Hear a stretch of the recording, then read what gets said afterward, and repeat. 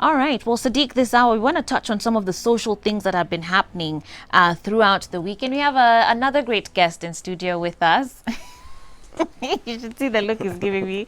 His name is Jasper Murume, and he's a comedian. Karibu sana to the show. Asante. How are you feeling?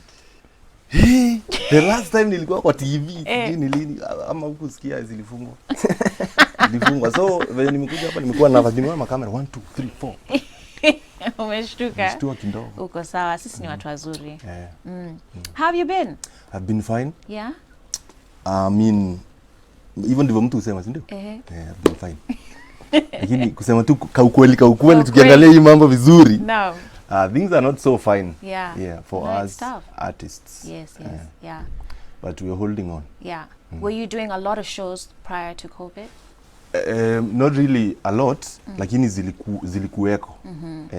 Unajua hata ile promise ya kuna show pekee ni enough. Yes, yeah. Ile cheki next week kuna harusi, kuna possibility. Yes. Wacha nione venye kutaenda nikupigie. Hauna stress sana. Sasa hizi niko sure hii mwezi yote hakuna kitu tunafanya. 30 days. Niko sure hakuna kitu tunafanya. So sasa tunajinini tu inaitwa kujireplenish. Tunaandika tu. Okay. Niko na kitabu mzima saa hii. Nice. Well, that's a good thing. Ni wangu. Yeah. Tuna kitabu, but I have a lot of jokes right now. Okay. Tell me, how did you get into comedy? Hakuna kitu kingine ningefanya. Mimi nilimjua kabla aanze comedy. Oh, really? Uliniona wapi? Kitambo kidogo nitakuelezea. So nilikuwa napenda tu kufanya comedy. Okay. But nilijipata Zitech, nilikuwa nafanya JKUAT program. And then ndio wakaanza kufanya hizo talent shows. Unajua zile za kole. So hapo ndio nilijipata nachekesha watu. Okay. And for those who maybe are not familiar with your comedy, what are the sort of things you usually make fun about? What do you like to joke about? Kwanza kabisa, I like joking about my tribes people. Watu wa kwetu. Hebu wasalimia hapa, wape shout out. Kama ushaienda Meru unajua tu sisi tunakuanga funny. Wanakuanga funny tu hivyo. Wasalimia watu wako haki. So mugeni boiba beka. Yeah, we are here with DJ Zandiki and Mrs. Wahiga. Kabisa? Kuna mtu amekuita hivyo. Okay. So watu wa Meru salimikieni sana. Wamenishikilia? Sana. It's good. It's good. Well, you know what? We want to talk about some of the social things that have been happening this week. Mambo mengi. And let's begin with Giraffe Manor. Are they cancelled? Tuseme hivyo. That's the word for the year. Cancelled. Giraffe Manor is Kenya's luxurious home of the endangered Rothschild giraffe. It's located in the upscale Karen neighborhood here in Nairobi, and it has refuted claims that its policy is discriminatory against Kenyans. According to the manor, claims that it was previously not open to Kenyans are false, drawn from a communication by an independent agent that posted the advertisement of the reopening, whose wording the boutique says was misinterpreted. Now, I don't know if you guys, Jasper is just here like, nah. You don't believe it? I believe it. I'm just watu watalan lini. You know, ukifungua biashara unahitaji kwanza kujua uko Afrika. Unafaa ujue hapa ni Kenya. This is the third world. Si ndio? Angalia mtu kama Mwagi wa Ikwet. Unajua Mwagi wa Ikwet? Umse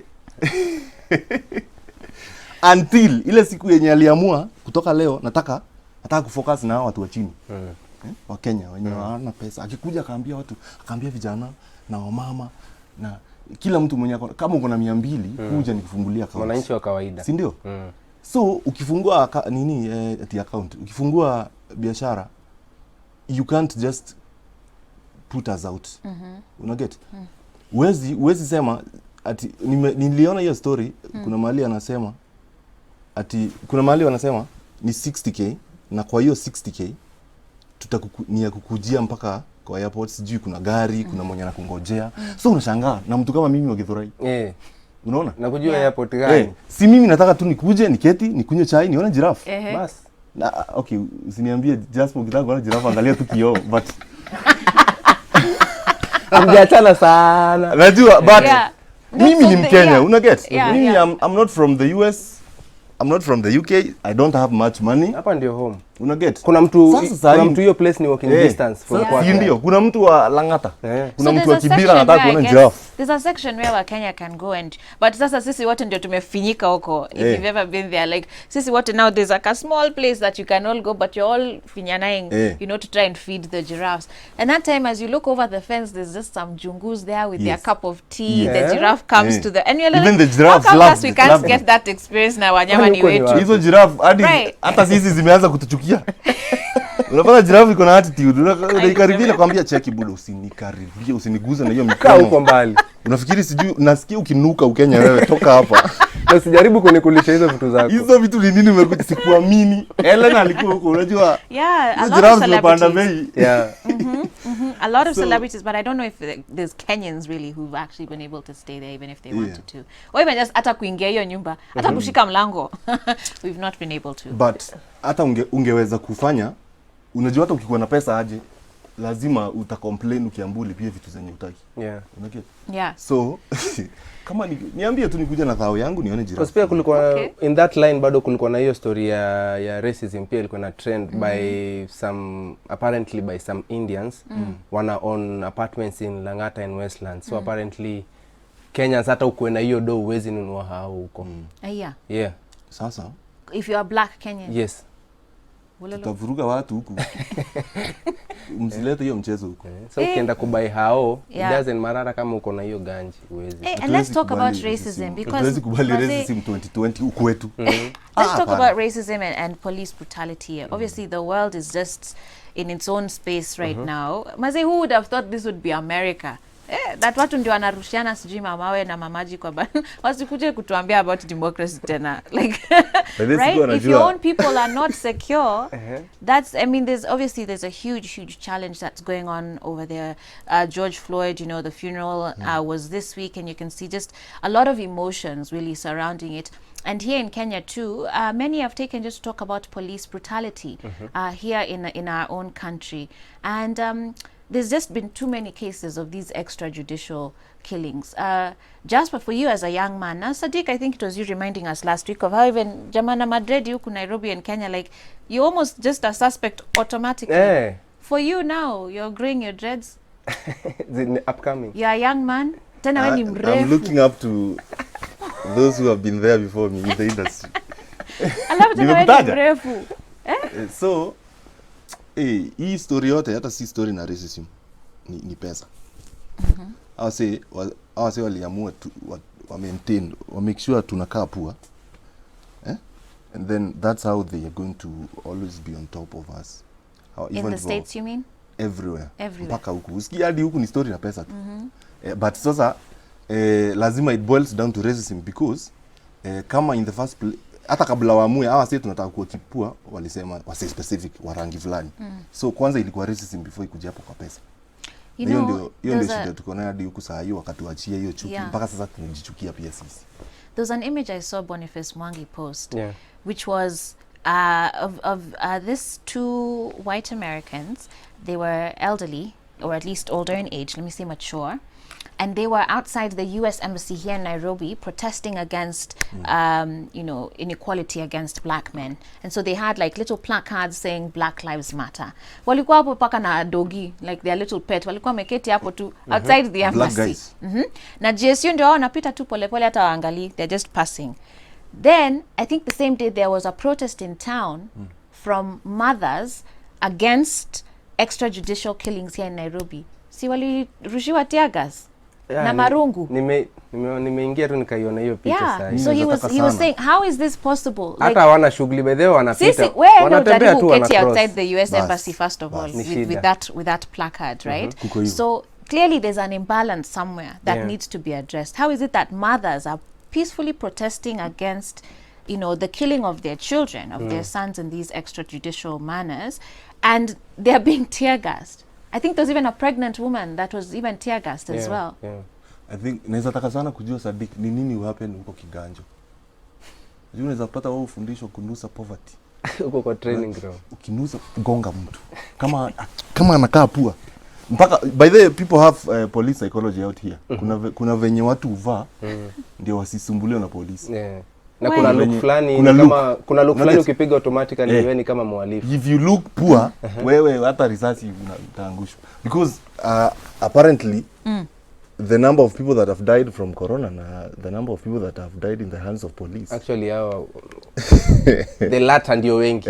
Joyce, ushawahi vuka mataa by mistake? You've ever done that Yes, before? yes. So there's a clip, a black American ni kama alivuka light, so akakuwa pulled over by polisi.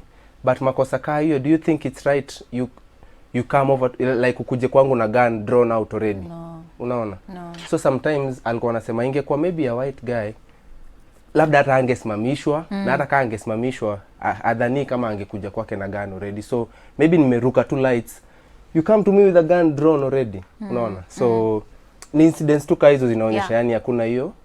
And we were talking about this a while ago, that just yani utumishi kwa wote, there needs to be that service element, that humanity, right? I don't think people want to find themselves in trouble, and it would just be nice to know that our police service are actually caring individuals, right? So that's obviously been a struggle. And of course this week Bado Masi Cherono just is the story around her again just continues to point to where we're at as a country and widespread police brutality by the same people who swore to protect and to serve us. I don't know if we have that clip ready to run. Unfortunately we don't, but I don't know if you guys have any comments on that story. Yani It's frustrating, hizo I vitu know. zinanikasirisha, sijui kwa ama ni Umeru. Hapana, tuko na wewe. Because it's a very bad culture whereby in Kenya hawezi fundisha mtu makosa amefanya bila kumgonga. Tangu tukiwa watoto.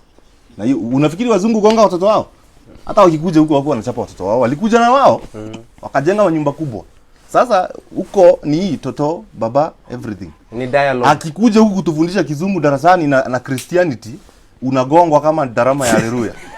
So hiyo kitu sasa ilienda hivi. Sasa when these guys left, guess waliacha kina nani? The teachers. Teachers ambao walifundishwa na kugongwa. Una get? Lazima wagonge pia. Guess ni kina nani walioacha kwa authority? Not the fighters, it was the collaborators. Ambao wamefundishwa kugongana. Una get? The chiefs. As in mpaka wa leo sasa imeenda hivyo. Mimi ujaribu mpaka I argue with so many people on why hata watoto hatufai kuchapa. Una get? But sasa hiyo ni culture kwetu. Mtu akikosea anarusha, gonga mtu. Mtu akiiba pistol. Unaona watu wakiuliwa na pistol hapo mbele ati juni mwizi. And one thing Kenyans don't understand ni wewe furahia tu mtu anaumia. Kesho ni wewe. You see? Ati waue choma.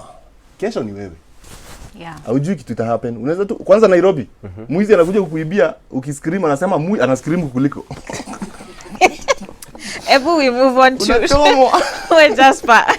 I want us to move on to Kate Waruguru and Raila. Of course, the women's rep from Laikipia, Kate Waruguru, has exited Tanga Tanga, and this, of course, is a blow to Ruto, Deputy President Ruto, and it seems like she's almost trying to sanitize herself in the midst of everything that has been going on, and she's now a supporter of Raila and Ruto. Obviously, there's been a lot of challenges happening within the Jubilee Party. But sasa nikai musical chairs tujitayarishe tu, sindio? Between now and 2022 tutaona tu vitu mengi. Siasa ndivyo zinagoanga hivyo. Hii siasa inanga nini? Haikuagi na mwenyeji ati huyu hawezi toka Jubilee ama Tanga. But don't you think that's part of the problem? Because then ni game inachezwa badala ya kazi kufanya. Because in Kenya it's nothing to do with anyone's policies ama chenye atafanyia wananchi ni ako chama gani. Wewe kwanza ulitoka kwa Ruto sikupei kura, unaona? Wewe uliingia huku sasa ndio nakupea ama hivyo. So sitakangi hata kuongeza stories sana. Ni pesa, unajua sasa kama hapo ni pesa. Kenya unajua pesa imefika mahali ipeanwe hadi inachukuliwa mingi hivi na speed. Na choto ndio pesa inawekwa kwa account za watu. Pesa inapita hapa chini bana. Sitaki hata kuongea. Jua inifiki. Jameni. Hainifiki. Speaking of pesa, let's talk about our economy. which honestly is not doing very well. Are you, as you're hearing, pesa zinaokotwa na spade na zimfiki Jasper. And now, you know, thinking of our economy, and there's questions about whether we should reopen now come September. Of course, June 6, kaa kuna siku ilikuwa imetarajiwa sana ni hiyo June 6. My goodness. Watu walilamba mheshimiwa. Walilamba president. It was crazy. And of course, fine, it wasn't a full release of, you know, removal, but at least kuna ka adjustment. Yeah. But now the question is, should we, you know, what happens come September? Do you think our economy is ready to open up? Considering how the numbers are, you know, before you used to talk about one more case in Kenya, na tulikuwa tunashtuka. Now we're talking 100 and something. Do you think we're ready to open up? Hiyo kitu ni tricky sana kwa sababu unajua sasa hatujui kama hii kitu imeenda au haijaenda. Haijaenda clearly, guys, Burundi, hivyo. But Kenya iko mbaya. But kuna places zingine. Unasikia sasa Burundi inaangusha president, inaangusha mama yake. But sasa okay, pia hatujui kama ni hiyo ama ni ukora zao wana. Watu wamewaua. But you know where New Zealand is officially corona free. Na Magufuli pia amesema yeye atambui. No, okay, yes, sijui yake. Wacha yake tuweke aside. But New Zealand literally has, I think they released their last active patient, they recovered, and they've had 0 new cases for the last 17 or 20 days now. So they literally don't have corona. Sisi tuko hapa tu na the numbers are increasing. Sadiq, do you think September we should open up kabisa? Me I think unajua ordinary Kenya ni ye pia imefika mahali amechoka because una realize there was a time watu walikuwa wanaambiwa stay home, na ukiangalia hata kuna vitu kadhaa unaweza pima nazo, traffic kwa barabara vile iko. Kuna time watu waliambiwa stay home and they are staying home, but sasa ukiangalia yani kila mtu amerudi job. Ni kama kila mtu ajichunge. So Mkenya wa kawaida atafikiria tu tufunguliwe, kila mtu ajichunge, ni make sure mimi niko na mask yangu, ukipata umepata. But sasa challenge nyingine inakam whereby ni very hard kufungua when cases zina rise. Right. Na cases zina rise cause pia watu wengine wachukui hizi precautions zenye serikali inapeana. But then again Mkenya wa kawaida pia anafikiria okay, sasa ndakaa home alafu nikule nini? So I think hapo kuna hiyo imbalance fulani, but I don't think it's safe kufungua kama bado hatujaweza kuicontrol vizuri. But shida pia inakuja ile pesa serikali imepewa inatumika effectively towards, na tena taxes ndio hizo zinaongezwa. Sasa hapo ndio changamoto, wanaita changamoto. Wanasema tax nini kwa internet? Itakuwa ngumu. Kuna digital tax, kuna sijui turnover tax, like if you are a company and you've not been making money, they still want to come back and tax you. Maisha yamekuwa magumu. Watu wache. Hadi mortgage, story lockdown, mimi naona tunafaa tufunguliwe, but then after ushafikiria hivyo hapo mbele tu unajiuliza wakishafungua ile nini ya kuenda Meru, tuende Meru kwa Madhi na Buda na nyanyangu. Sasa hiyo ndio kitu inanishtua sana. Because tunaweka kwa risk. Tuna risk. Juzi kukifunguliwa hivi itakuwa migration, watu wanaenda itafika. Na even Nairobi already people are struggling to get health care. Huko itakuwaje? Itakuwa ngumu. Right. Hey Jasper, thank you very much for coming on to the show na kufafanua hizi vitu with us. And we need to take a break now, but coming up next we still have Mbuvi coming up on the show. He's going to be sharing some of his music with us, and of course there's lots more of DJ Sadiq's mixes. Please do send in your requests to 22999. And watu wakupate aje, by the way, social media, YouTube nini? Hiyo ndio TV yangu sahi. Jasper Murume kila mahali. Paka TikTok. Nimeingia TikTok. Unatesa huko mbaya sana. Natesa? Unatesa huko mbaya sana. Nilikaa hivi nikaona acha tu niingie hata kama I feel like I'm too old for this. Iko sawa. Iko sawa kabisa. Sawa. Niko YouTube Jasper Murume TV. All right. You can check out a lot of his comedy on those platforms. Okay, we'll see you guys in a bit.